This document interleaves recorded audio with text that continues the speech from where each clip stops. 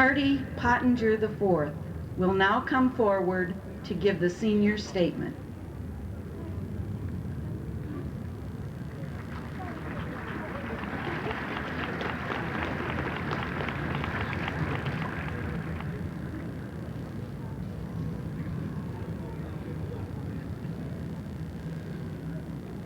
President Dunham, Mr. Harbison, members of the Board of Trustees, faculty and staff, family, friends, and graduates of the class of 1991. I promise to be as short as Mr. Harbison, or shorter. A few of you may not know this, but when I first came to Fontbonne, I was going to be a rock star. A friend of mine asked me if I wanted to be in a band, so I said, sure, what will I play?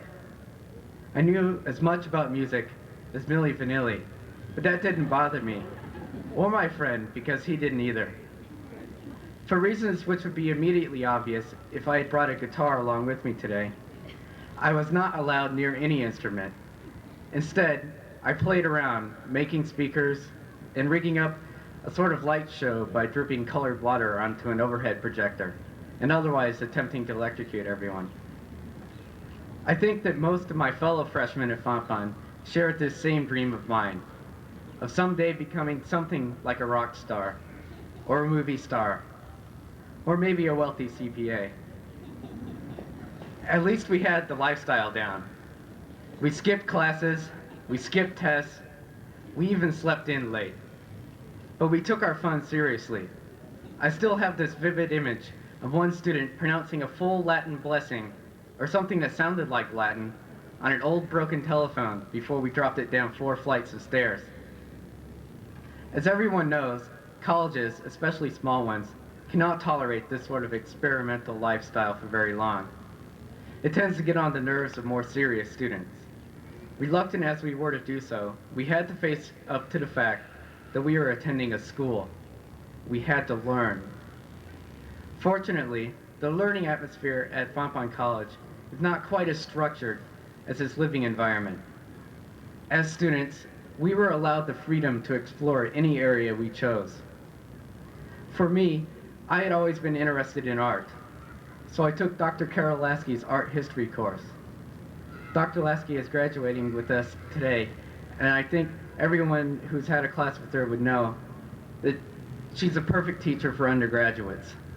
She seems to have a hard time taking a classroom situation too seriously, or at least she gives that impression. I'll always remember her pointing her foot at the famous Venus emerging from the waves and saying, "Here we have Venus on the half shell." But her methods paid off. She tricked us into listening to what she had to say, into identifying something personal and understandable in something very abstract. I shouldn't say her method, though. Making complex ideas understandable through personal experience is the method of every good teacher, and Fontbonne has many good teachers. From Dr. Donald Burgo, who hums the theme of Jeopardy whenever you pause too long to answer a question, to Dr. Jean Wasco, who always finds opportunity to slip some off-the-wall remark into an otherwise highly organized lecture. Something like, "You know, Lord Byron was an awful lot like Elvis." In fact, I would have to say, on the whole, the faculty here at Fontbonne are about as crazy as us students. But that's the best thing this college has to offer, the freedom to be crazy. We've had the freedom to explore whatever we cared to explore, no matter how weird it might seem. My subject matter was particularly strange. As a direct result of that art history class, I found myself drawn towards exploring the works of surrealists like Marcel Duchamp. Duchamp is the artist famous for drawing a mustache on a print of the Mona Lisa. The only explanation he had for the piece was a series of letters written at the bottom of the print. They mean nothing, but if you pronounce them in French, they make what one critic called a very rude noise. I worship Duchamp and others like him. They took the freedom to be stupid, to be crazy, to the extreme. It was kind of like a release for me. and I began writing poems and stories that I actually thought were worthwhile. I wasn't a rock star, but I was doing something. That's the first thing that the Fontbonne experience has given to me, and I hope it has given it to you. Attending a liberal arts college forces you to experiment with different fields of study, from English, science, math, philosophy, education, music, art, or business.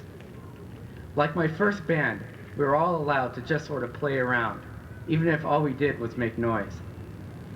Eventually, I discovered just that. I was making noise. At the beginning of my junior year, my advisor, Dr. Jason Summer, pulled me aside and said something like, "Hardy, you're doing interesting work, but if you want our help, you're going to have to try our way. Otherwise, I'll shake your hand, wave you down your own path, because I can't follow you." So I gave up thumbing my nose and had to try writing something meaningful. And I had another try. Dr. Summer suggested that I try writing something that rhymes, something with rhythm, something traditional like a sonnet. And after about the 20th attempt, something did happen. It was late at night, and I was studying for an exam. I decided to take a break, and when suddenly, two poems came out of me from nowhere, and it was as if they were dictated to me. I have since learned that this is a common experience for many writers. It's what people tend to call the muse, a sort of divine inspiration. That's the second thing that Fontbonne has given to me, the opportunity to mean something, the chance to discipline myself and my writing, to see myself in relation to a long-standing tradition and hopefully improve on that tradition. In a lecture delivered at the Catholic University of Ireland, Cardinal John Newman claimed that the business of a university is not mere application, nor the reading of many books, nor the getting up of many subjects, nor the witnessing of many experiments, nor the attending of many lectures. All of this is short of enough. A man may have done it all, yet be lingering in the vestibule of knowledge. He may not realize what his mouth utters. He may not see with his mental eye what confronts him. The bodily eye, the organ for apprehending material objects, is provided by nature.